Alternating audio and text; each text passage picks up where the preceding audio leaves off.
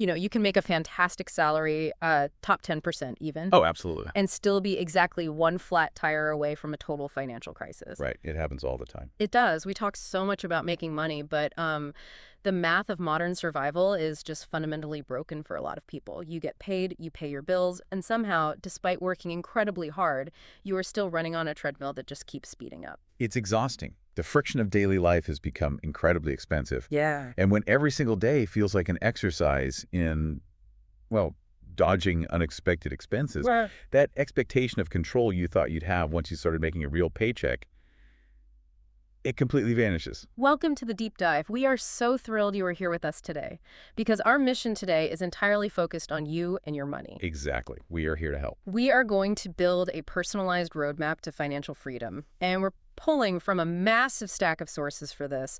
Everything from hard U.S. Department of Labor statistics to the mechanics of the absolute latest 2026 AI financial tools. It's a really incredible lineup of information. It really is. I mean, consider this the ultimate secret to success if you are feeling overwhelmed by your finances right now. We are escaping that exhausting cycle of running out of money before the end of the month.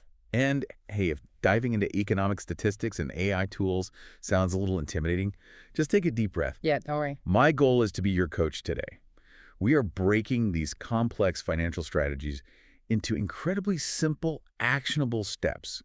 You do not need an economics degree to master this. You just need to understand the behavioral mechanics behind your money. Okay, let's unpack this because before we get into the weeds of those futuristic apps and, automated investment portfolios, you have to have a foundational blueprint. A master plan. Exactly. The strategy that makes every subsequent step possible. It's called the 50-30-20 rule, popularized by U.S. Senator Elizabeth Warren. Right. And on the surface, it sounds like basic math, but I mean, it's really a masterclass in psychology. What's fascinating here is how it completely shifts your mindset from restriction to categorization. Yeah, that's the key. The 50-30-20 rule forces you to divide your net income, so the actual cash you take home after taxes, into 3 highly protected buckets. Right, so let's break those down. So 50% goes to mandatory needs, 30% to wants, and that last 20% is fiercely guarded for savings and debt reduction. Think about a mid-level manager. Let's look at one of the examples from our sources, someone named Sarah. Okay, let's use Sarah. She is pulling in a net income of 15,000 rials a month. Under this rule, exactly half, so 7,500 rials is locked in for her needs. And the psychology here is so important. This is the non-negotiable stuff, right? Yeah. Housing, groceries, health insurance. Survival basics. Exactly. Yeah. And that leads directly to the 30% bucket for wants, which for Sarah is 4,500 rials. Which sounds like a lot of fun money. It is. This is dining out, entertainment, saving up for a vacation. And, this bucket is critical because deprivation leads to failure. If you try to save every single penny and eliminate all joy from your life, human behavior shows you will inevitably binge spend and totally break your budget. I have always compared traditional, penny pinching budgets to counting every single calorie on a hyper-strict diet. Oh, that is the worst feeling. It's completely miserable, it drains your willpower, and it just makes you want to quit entirely and eat a whole pizza. Yep, the rebound effect. But the 50-30-20 rule, it's not a restrictive diet, it's portion control. You absolutely still get to eat the cake that's the 30% wants category. You just can't eat the whole cake. I love that analogy. It's about sustainable behavior. But the sources do highlight 2 massive pitfalls where people fail with this. Oh, absolutely. Let's hear them. The first is lifestyle creep and rationalizing wants as needs. Oh, yeah. Like suddenly everything is an emergency. Right. As your income grows, suddenly you convince yourself that an ultra-high-speed internet package for gaming is a basic human necessity. And, well, it creeps into your 50% bucket. It's so easy to justify that stuff to yourself. It really is. And second pitfall is waiting until the very end of the month to save whatever cash happens to be left over. Which is usually zero. Exactly. The strategy only mathematically works if you pay yourself first. Wait, I need to jump in on that because that phrase is basically the golden rule of wealth. It absolutely is. And let me just pause to clarify that phrase for you listening, because pay yourself first is a classic English idiom. Very common one. It does not mean treating yourself to a shopping spree. It means prioritizing your future self. Right. The exact second your paycheck hits your bank account, you immediately transfer that 20% into your savings or investment accounts before you could physically spend it on anything else. Right, out of sight, out of mind. So you have your 20% bucket for Sarah, that's 3,000 riyals every month. Yep. But let's be real about this. That bucket is practically useless if there's a massive leak in the bottom of it. That is the hard truth. I'm talking about high-interest consumer debt. Yeah. We have to stop the bleeding before we can start building wealth. If we connect this to the bigger picture, carrying high-interest debt, like revolving credit card balances, mathematically cancels out almost any gain you would make from traditional investing. It just wipes it out. Right. The interest compounds against you faster than it grows for you. So to erase that red ink, our sources outline 3 specific mechanisms: the debt snowball, the debt avalanche, and debt consolidation. Okay, I want to push back on these methods a bit because I was looking at the math on the debt avalanche. Okay, let's hear it. This is where you list your debts from the highest interest rate to the lowest, and you relentlessly attack the one charging you the highest percentage first. Mathematically, yes, that is vastly superior. Right, it saves you the most money. So why would anyone ever use the debt snowball, where you pay off the smallest balance first, totally regardless of the interest rate? I mean, it seems completely irrational. It does seem irrational on a spreadsheet, Yeah, but human beings navigating financial stress are rarely rational. fair point. The debt snowball is engineered around behavioral economics. When you have 10 different debts, you feel suffocated. Oh, totally overwhelmed. Right, so by paying minimums on everything but throwing all your extra cash at the smallest balance, you quickly eliminate a debt entirely. That gives you an immediate dopamine hit. Ah, I see. You feel a sense of victory, which motivates you to tackle the next smallest one.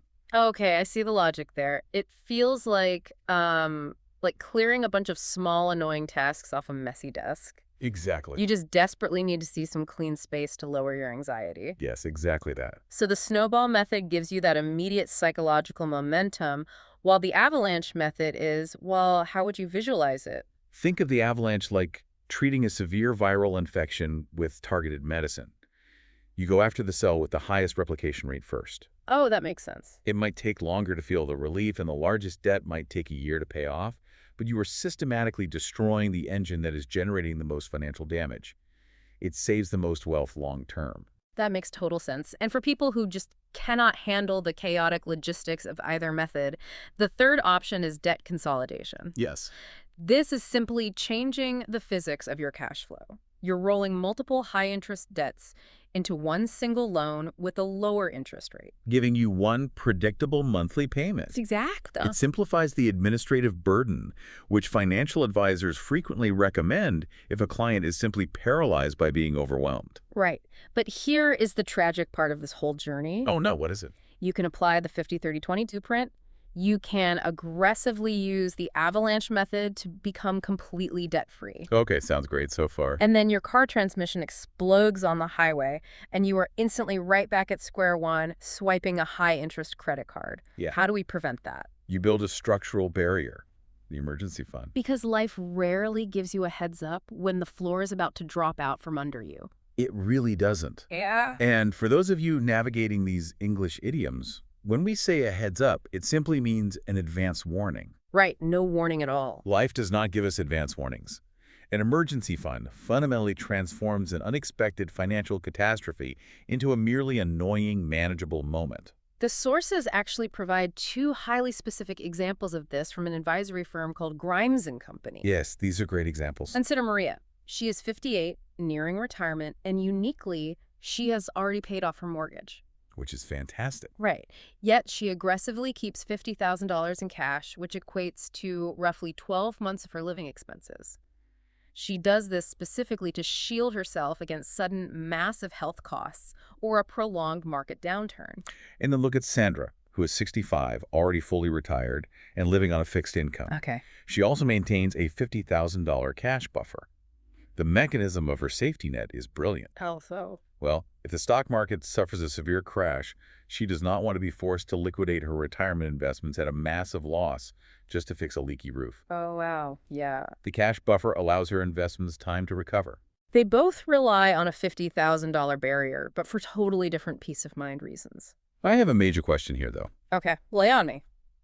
Is there such a thing as holding too much cash in an emergency fund? Because if $50,000 is just sitting in a regular checking account, it isn't aggressively invested. Isn't inflation just invisibly eating away its purchasing power year after year? This raises a very important question about asset storage. And yes, holding too much raw cash makes you vulnerable to inflation. Right, so what do you do? That is exactly why the sources stress where this money lives.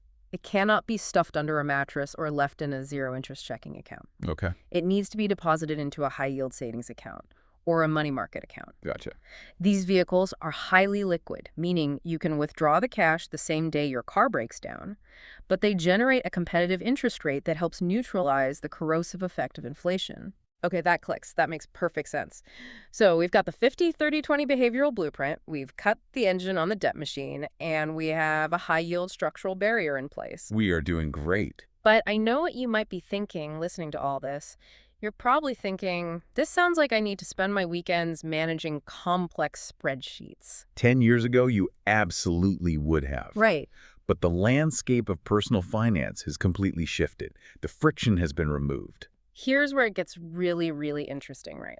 The 2026 tech advantage. It's amazing. Managing these splits and manually tracking interest rates used to cause immense fatigue. Today, technology handles the cognitive load for you. We aren't just talking about digital checkbooks anymore. We are talking about active behavioral modifying platforms. The evolution from passive ledgers to active decision-making tools is just staggering. Let's look at the mechanics of the apps highlighted in our sources. Okay, let's dive into the apps. You have Quick and Simplify, which offers a highly streamlined user interface for about $2.99 a month, really stripping away the noise. Nice and clean. Exactly. Then you have Monarch, which doesn't just track spending, but actually syncs your upcoming bills to create realistic, forward-looking cash flow planning. But the app whose mechanism fascinates me the most is YNB. You need a budget. Oh, YNB is a game changer. Their entire philosophy is based on creating healthy artificial scarcity. Instead of projecting what you might make next week, it violently forces you to only budget the exact cash sitting in your account right now. It's very grounded. It physically blocks your brain from spending future money. And on the automation side, Rocket Money has exploded because it actively moves your savings for you. That automation is key. And it will independently identify and cancel those phantom subscriptions you forgot you signed up for. Which saves so much money. Oh, tons. Not to mention NerdWallet pairing credit monitoring with free financial education. Those consumer tools are powerful, absolutely. But to understand the true leap in financial technology, we have to examine the enterprise level. Oh, this is the wild stuff. It is. The sources highlight business platforms like Zoho Expense, Xero, ActFlex ERP, and Energent.ai. Let's talk about Zoho Expense for a second. Okay, so Zoho Expense is using sophisticated AI for dynamic fraud detection. It actively geolocates users to automatically generate and verify daily travel allowances. The numbers and the sources on this absolutely blew my mind. A recent ArcSev case study on corporate expense processing showed that utilizing generative AI and IDP resulted in a 90% efficiency gain. It's huge. 90%. Let's explain how that actually works, because IDP Intelligent Document Processing is revolutionary. It's not just scanning receipts anymore. No, it doesn't just take a dumb photograph of a receipt. The AI model reads the unstructured data. It understands context. Wait, really? Like it knows what you bought? Yes. It knows which line item is the tax, which is the tip.